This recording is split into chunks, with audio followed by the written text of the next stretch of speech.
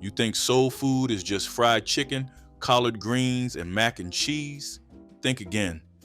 Black kitchens across generations perfected dishes so specific, so labor intensive, that barely 1% of families still prepare them today. Let's dig into 30 vintage soul food recipes no one makes anymore.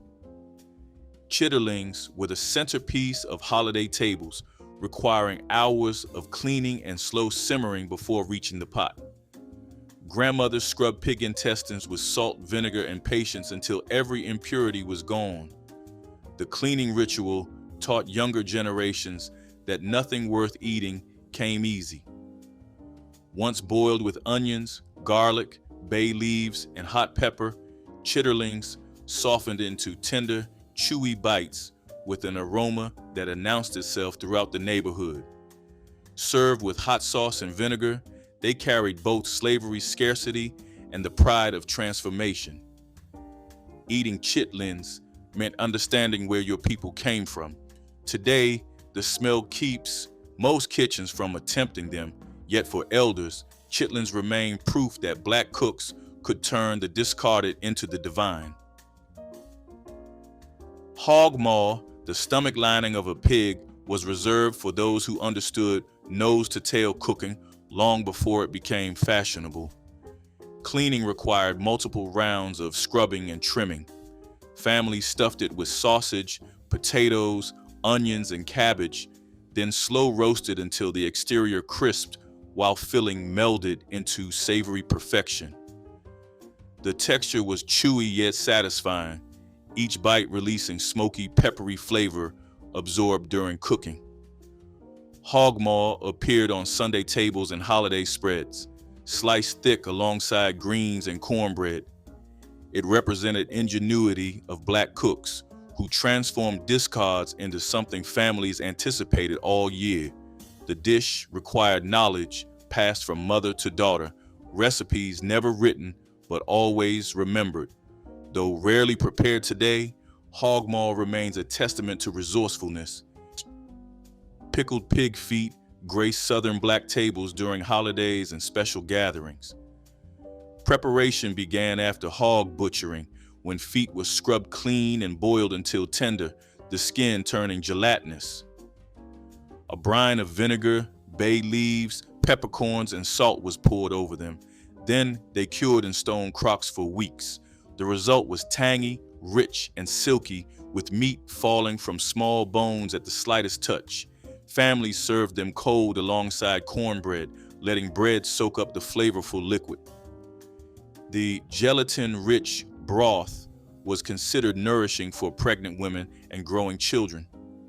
Pig feet proved that black households wasted nothing and found value in what others overlooked.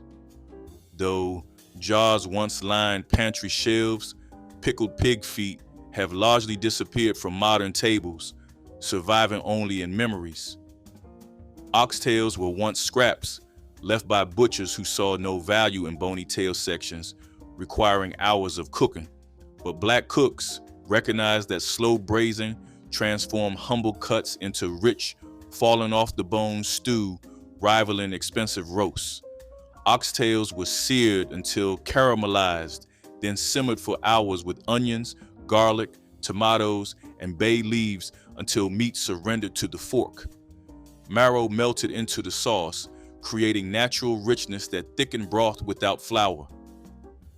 Served over rice, oxtail stew was Sunday dinner at its finest, requiring patience that showed love in every spoonful. Families gathered around pots bubbling on the stove, aroma filling homes with anticipation. The dish proved that what others discarded could become unforgettable. Today, oxtails have become expensive, but the original stew belonged to black kitchens. Smothered rabbit was country cooking at its finest, turning wild game into a dish that graced Sunday tables with pride. Hunters brought rabbits home and handed them to grandmothers who knew exactly what to do. The rabbit was jointed, seasoned with salt, pepper, and garlic, then dredged in flour and fried golden. Onions were softened in drippings before broth was added, creating gravy that smothered the meat as it simmered until tender. Slow cooking transformed tough wild rabbit into something silky and rich, gravy soaking into every fiber. Served over rice or biscuits, smothered rabbit fed families for days with nothing wasted. It carried knowledge of foraging and cooking passed through generations who survived on what the land provided. Smothered rabbit reminds us that skill could turn a single rabbit into a feast.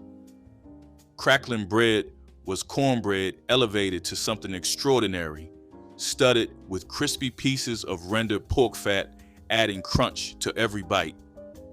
When families butchered hogs, fat was rendered slowly, producing liquid lard and golden cracklings. These morsels were folded into cornmeal batter with buttermilk, eggs, and salt, then baked in cast iron skillets until edges turned deep golden brown. The bread emerged with crackling crust and pockets of porky richness throughout.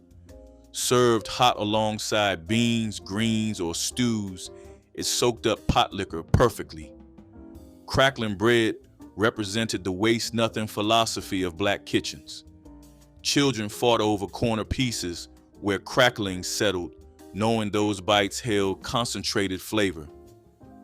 Though cracklings are harder to find today, the memory lingers for those who knew its smoky perfection. Potlikker was the broth left after collard greens or turnip greens finished their long simmer with smoked meat. Rather than discard this liquid gold, families saved every drop, understanding it held vitamins and flavor that water could never match. Some sipped it from cups, warming hands on cold mornings. Others soaked cornbread in it, letting bread absorb the rich, smoky essence until it softened into something approaching soup. When times were lean, Potlikker became the meal itself, stretched with onions or beans to feed families. The liquid carried memory of greens and ham hock, feeling substantial despite simplicity. Potlikker soup was survival in a bowl, proof that black cooks extracted every bit of nourishment from ingredients others overlooked. This tradition has faded, but elders remember when discarding it was unthinkable. Neck bones were among the cheapest cuts, bony sections of pork requiring patience but rewarding cooks with extraordinary flavor. Slow simmered for hours with onions, garlic, bay leaves, and pepper, meat gradually fell from bones while cooking liquid transformed into rich gravy. The bones contributed marrow and collagen, giving the dish its silkiness, thickening naturally. Served over fluffy white rice, neck bone and rice was weeknight supper for families stretching every dollar. Children learned to navigate small bones, picking tender meat from crevices. The dish required nothing expensive, just time and knowledge from mothers who understood cheap cuts needed love. Neck bone and rice filled bellies and warmed souls when money was tight. Though supermarkets rarely stock neck bones now, those who remember this dish recall its unmatched richness. Chicken gizzards were the cook's reward, small muscular organs tucked inside whole birds. Cleaned and boiled until tender, gizzards were dredged in seasoned flour heavy with cayenne, garlic powder, and paprika before being dropped into hot oil. The exterior crisped into a crunchy shell, while the interior stayed dense and chewy, offering texture unlike any other fried food. Served hot in paper bags alongside hot sauce, fried gizzards appeared at fish fries, cookouts, and corner stores where black communities gathered. They were snack food, survival food, and celebration food all at once, proving nothing from the bird needed wasting. The person who fried gizzards often claimed them as special privilege, eating quietly in the kitchen before dinner. The tradition of frying gizzards at home has largely disappeared from modern kitchens. Red rice was a gula geechee treasure connecting Black American tables directly to West African traditions. Long grain rice was sautéed with onions, bell peppers, and garlic before simmering in tomato paste and broth until every grain absorbed the tangy, slightly sweet sauce. Tomatoes gave the rice its distinctive color, while bacon drippings or smoked sausage added depth. Cooked properly, each grain remained separate yet tender, coated in flavor, speaking of coastal Carolina and Georgia kitchens where the dish originated. Red rice appeared at Sunday dinners, church gatherings, and family reunions. The recipe required intuition, knowing when rice had absorbed enough liquid and when to cover for final steaming. Though similar to West African jollof rice, red rice developed its own identity in the Low Country as a symbol of cultural survival. Watermelon rind pickles transformed what most families discarded into a sweet, tangy delicacy lasting through winter. After eating the flesh, grandmothers saved thick white rind, peeling away green skin and cutting into cubes. These were soaked in brine overnight, then simmered in syrup of sugar, vinegar, cinnamon, and cloves until translucent. The result was unlike any other pickle, sweet with warm spice and satisfying crunch that held up for months in jars. Watermelon rind pickles appeared on holiday tables alongside roasted meats. They represented the waste-nothing philosophy defining Black Southern cooking. Children who grew up eating them remember a distinctive flavor no store-bought pickle could replicate. Though the tradition has faded, watermelon rind pickles remain a testament to creativity born from necessity. Sweet potato pone was a dense, caramelized pudding predating refined sweet potato pie by generations.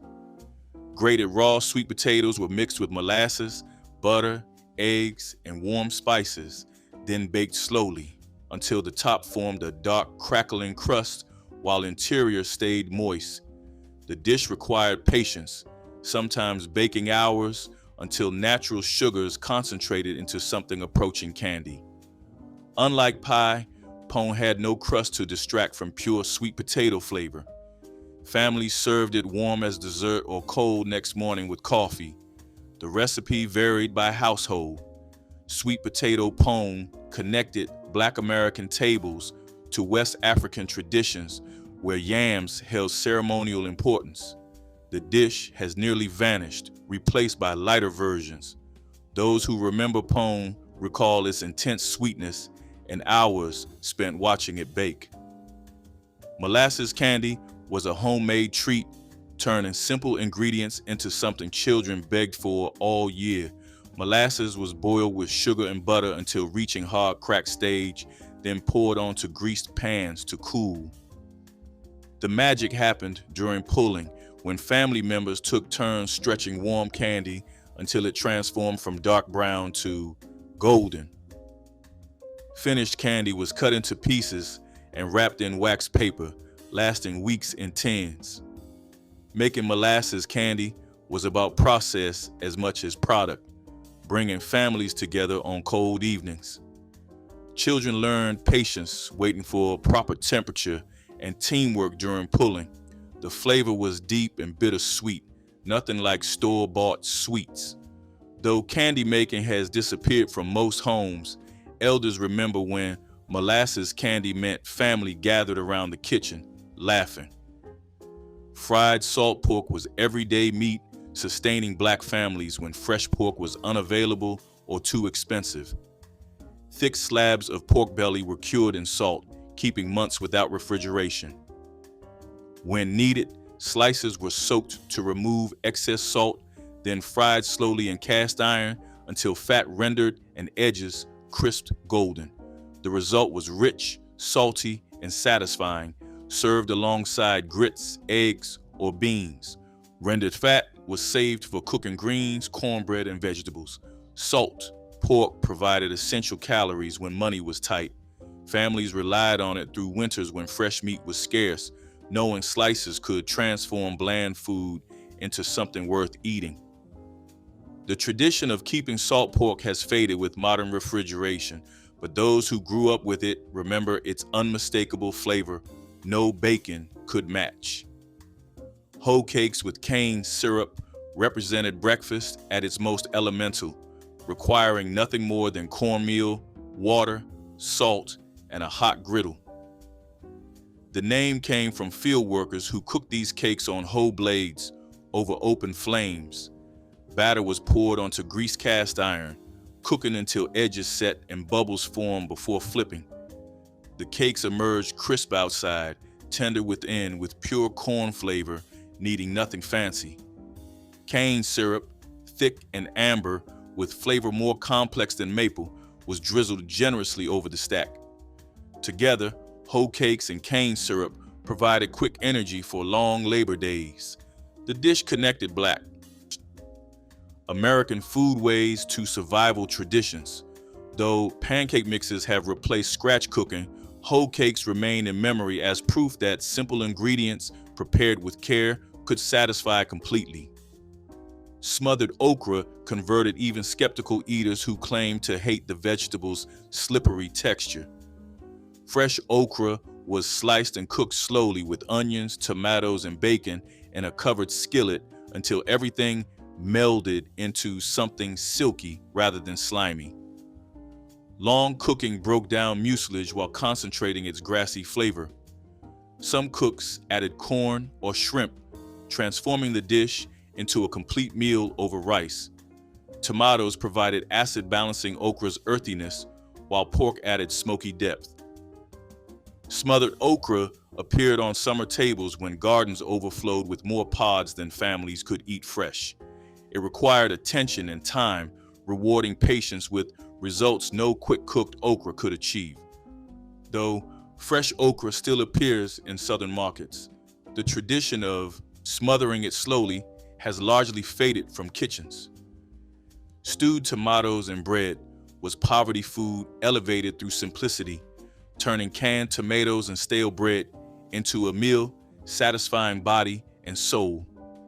Canned tomatoes were heated with butter, sugar, salt, and pepper until bubbling. Then bread chunks were stirred in to soak up the sweet liquid. Bread softened into tomatoes, creating texture between soup and stuffing. Served hot in deep bowls, this dish required nothing expensive yet delivered comfort fancier meals couldn't match.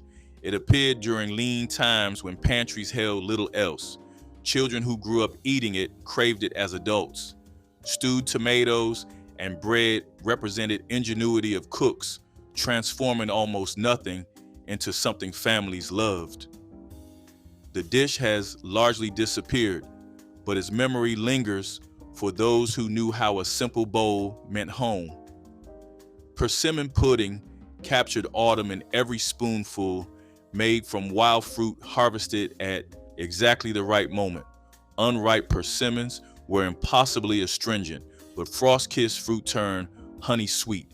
Grandmothers gathered persimmons after the first freeze, pushed them through sieves, then mixed the pulp with flour, eggs, butter, and spices.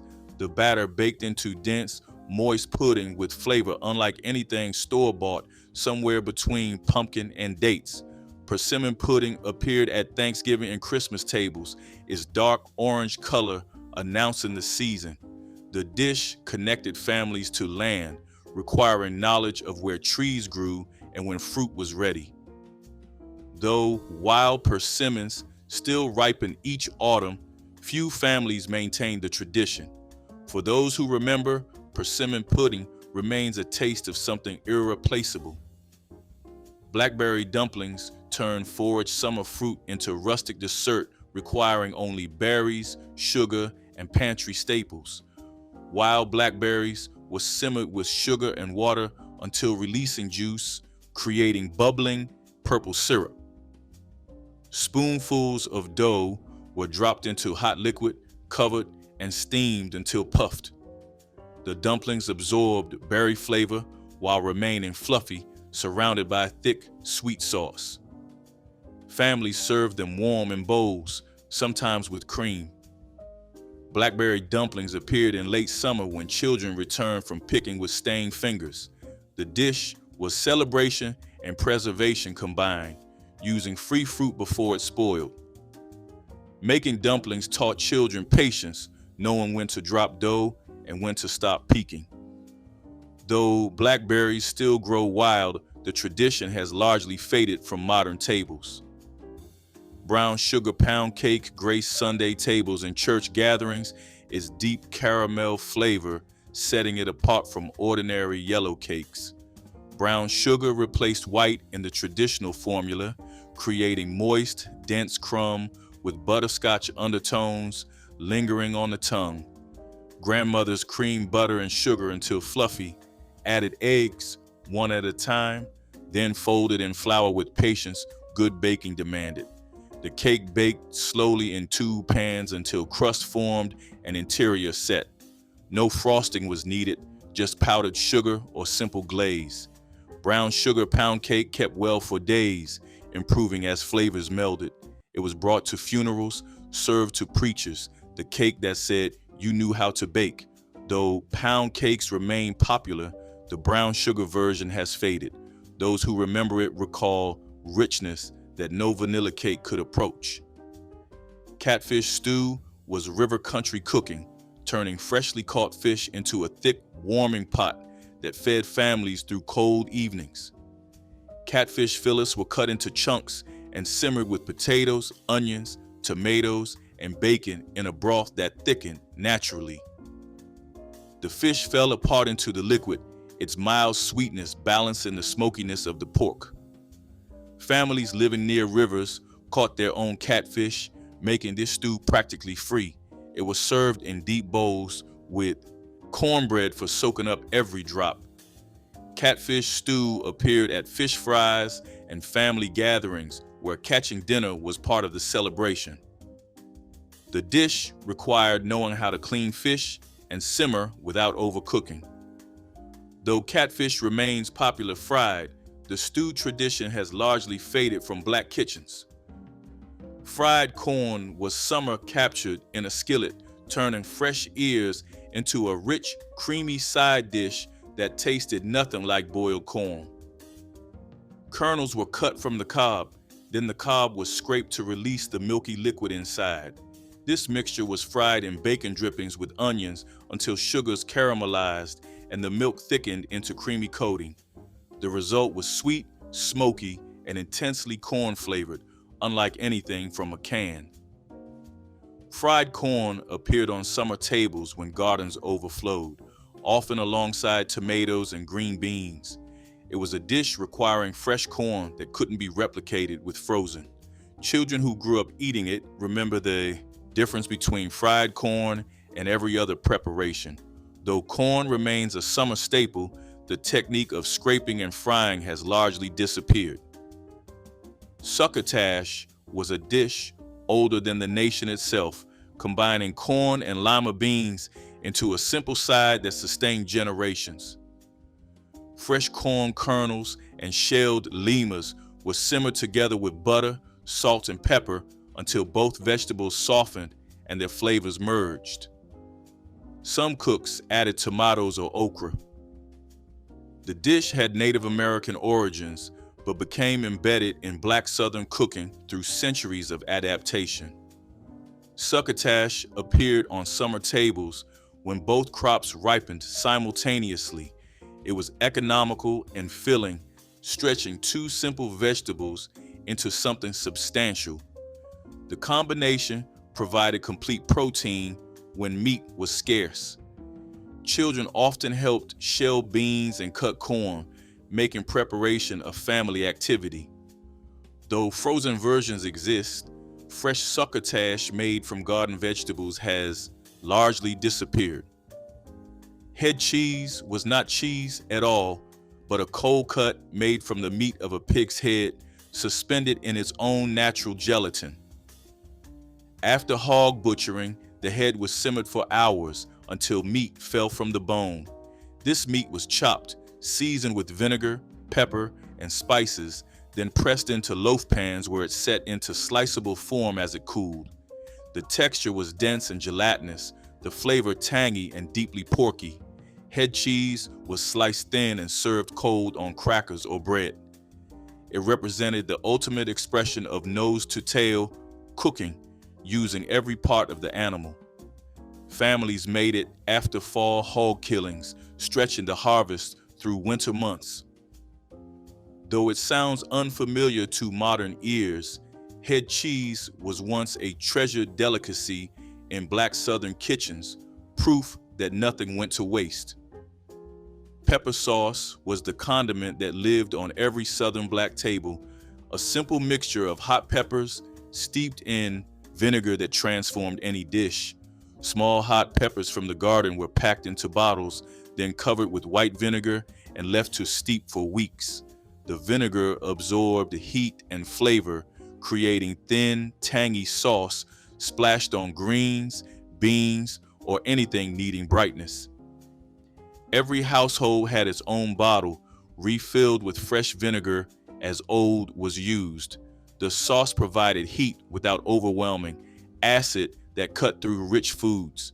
Pepper sauce was passed around tables and carried to church suppers, making it required only patience and peppers from the garden. Though hot sauce bottles now line store shelves, homemade pepper sauce has largely vanished from Black kitchens. Buttermilk cornbread was the daily bread of Black Southern kitchens, baked in cast iron skillets that gave it a crispy bottom impossible to achieve otherwise.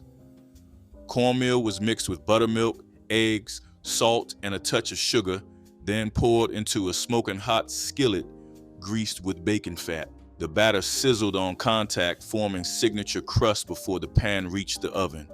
The finished bread was golden, with texture that crumbled perfectly for soaking up potlikker. Every cook had their own ratio, their own skillet seasoned by generations. Buttermilk cornbread was served at every meal, never bought from stores. The skill of making it was passed without recipes.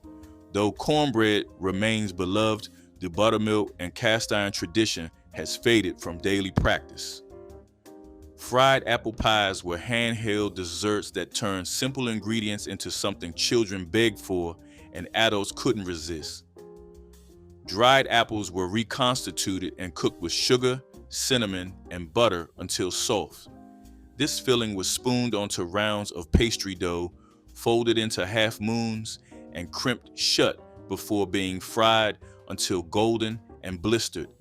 The exterior shattered at first bite, giving way to warm, spiced filling. These pies appeared at church gatherings, family reunions, and as special treats wrapped in paper for lunch pails, making them require skill in rolling dough thin enough to crisp but strong enough to hold filling. Fried apple pies were a portable celebration, proof that Black cooks could create pastry shop quality desserts from dried fruit and pantry ingredients. Giblet gravy was the rich, savory sauce that transformed holiday birds into complete celebrations. The giblets, including heart, liver, gizzard, and neck, were simmered until tender, then chopped and folded into gravy made from pan drippings. The result was deeply flavored, with bits of organ meat adding texture that plain gravy couldn't match.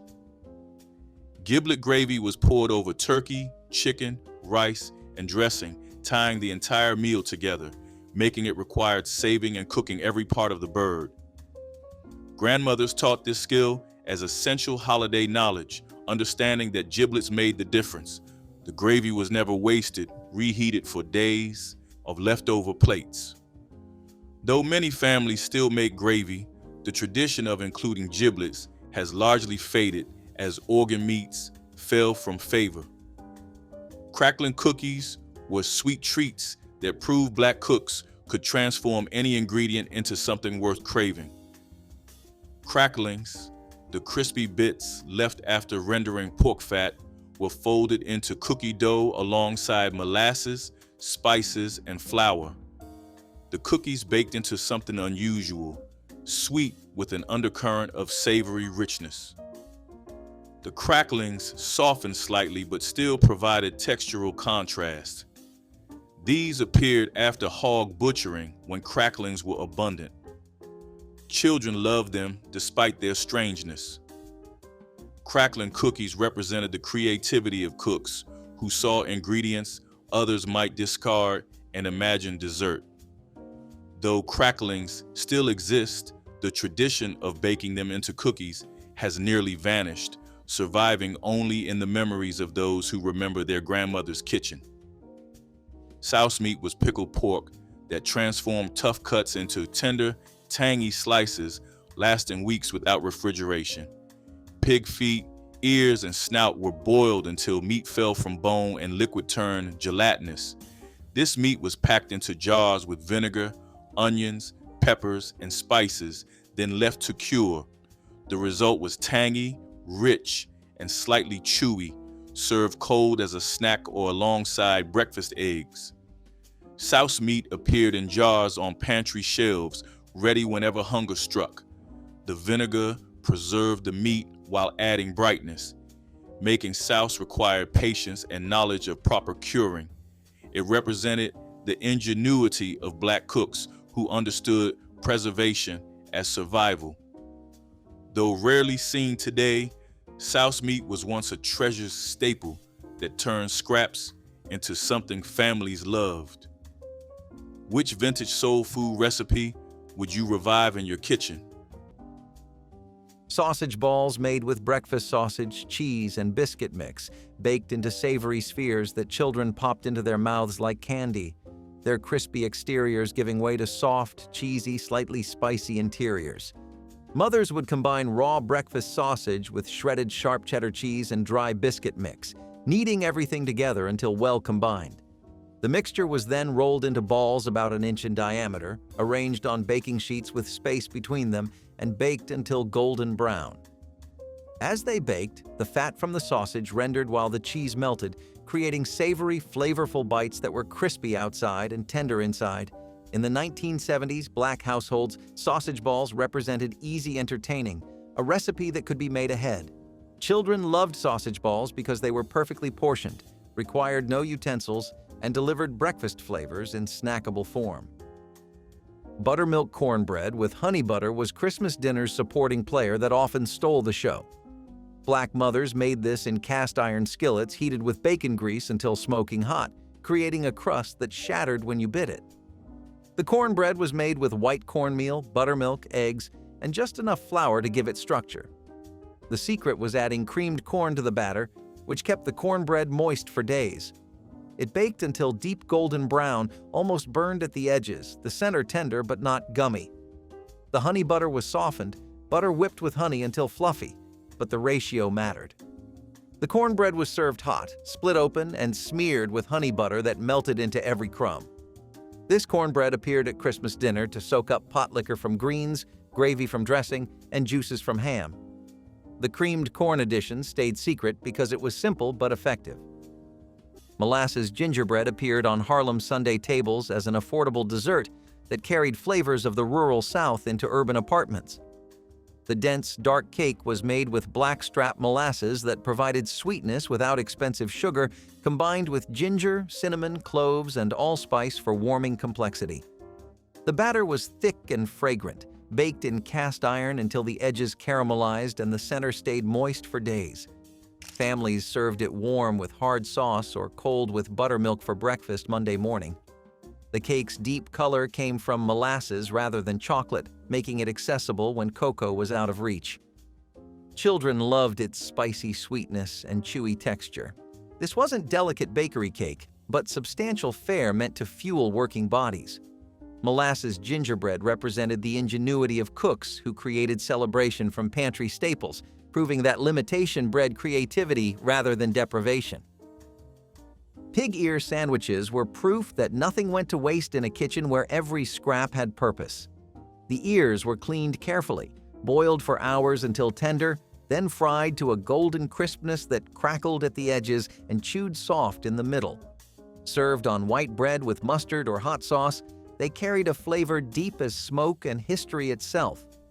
For many, it was the taste of home, born from necessity but remembered with pride. During Christmas gatherings, when the choicer cuts were long gone, pig ear sandwiches kept the celebration going late into the night. People gathered around the stove, swapping stories as grease popped and laughter rose. Each bite told a story of endurance, creativity, and gratitude for what the land and labor could provide. Pig ear sandwiches were not luxury food, they were legacy food, a reminder that dignity and flavor can thrive even in poverty's shadow.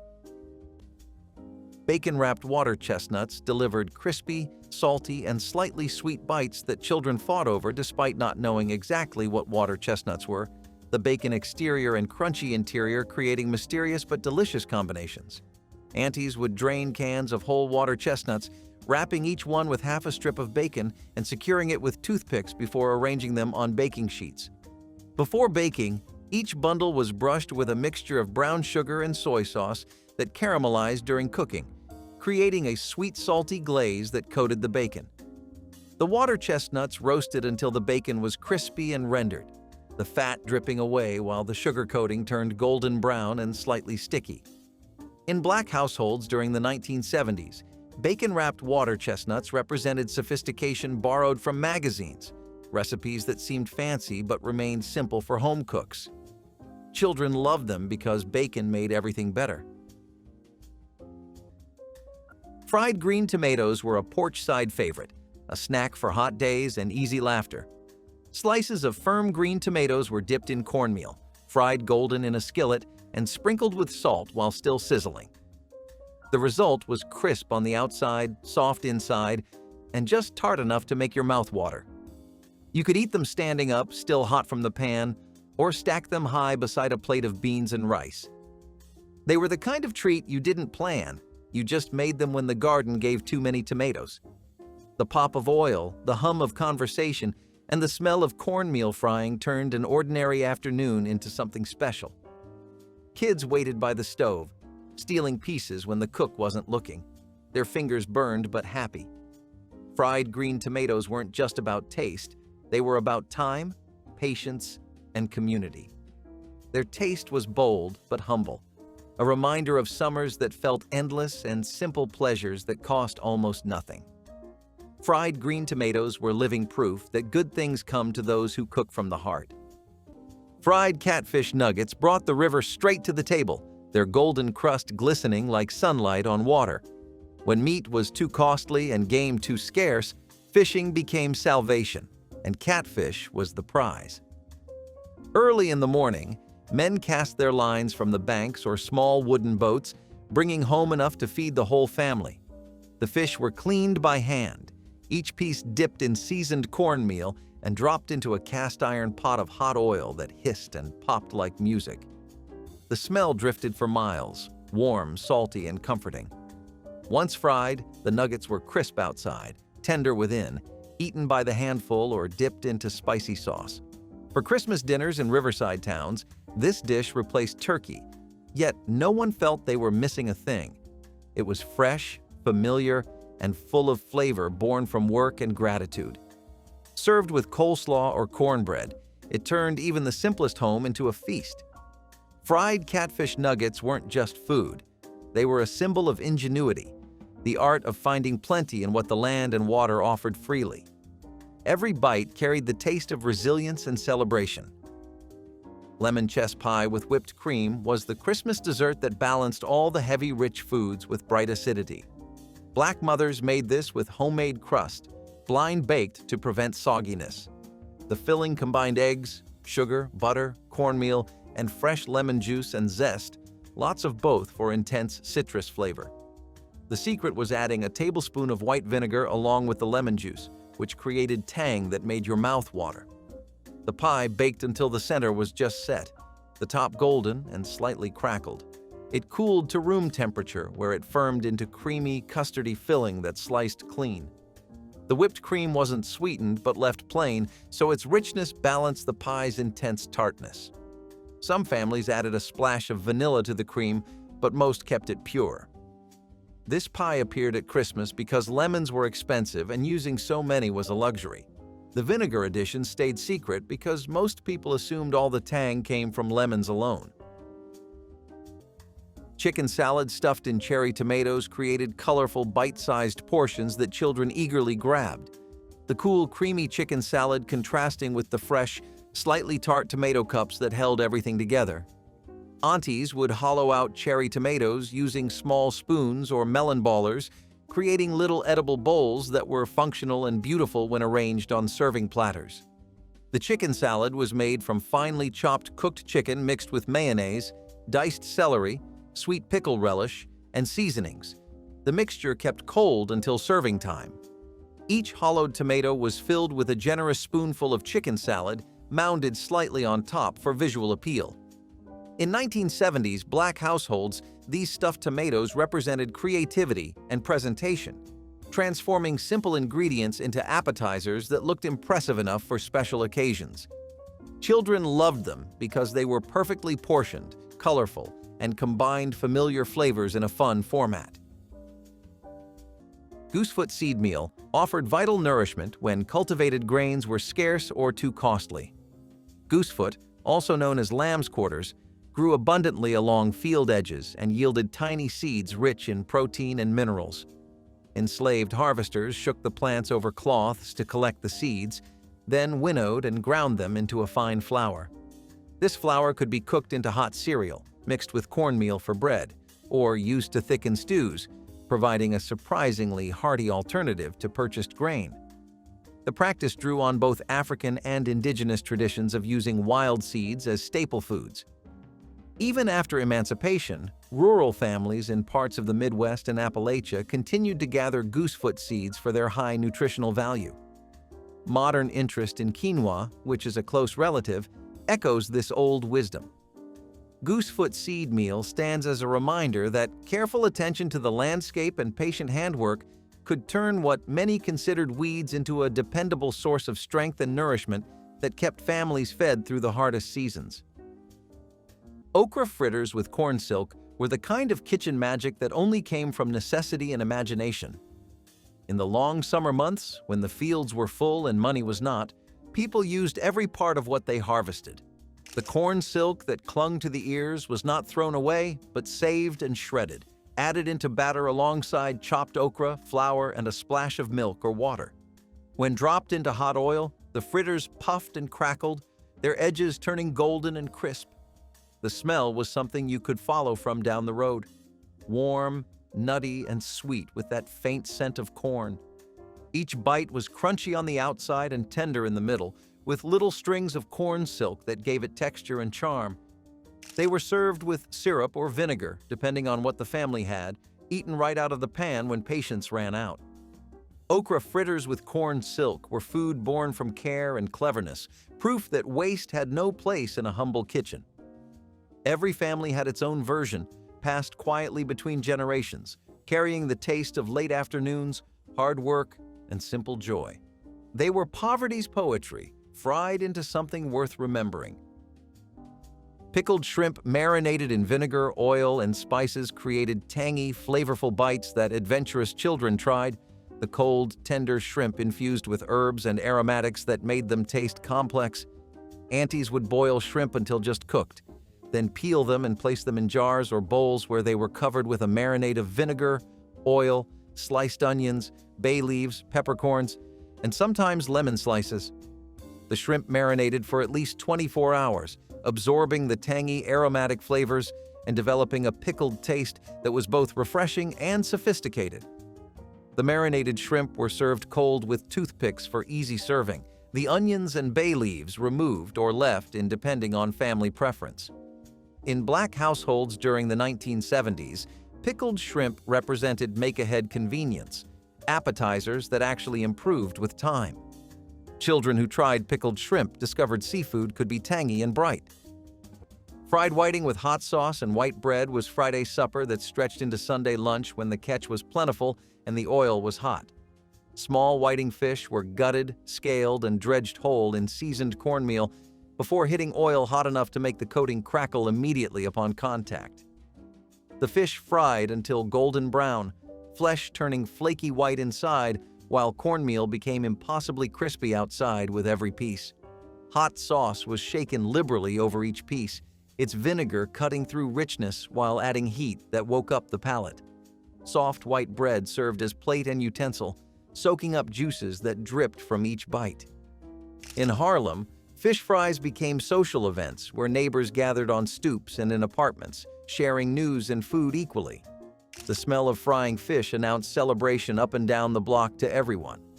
Children learned to eat around bones with precision, extracting every flake. Drop it in the comments, hit like, and subscribe for more forgotten flavors from Black culinary heritage.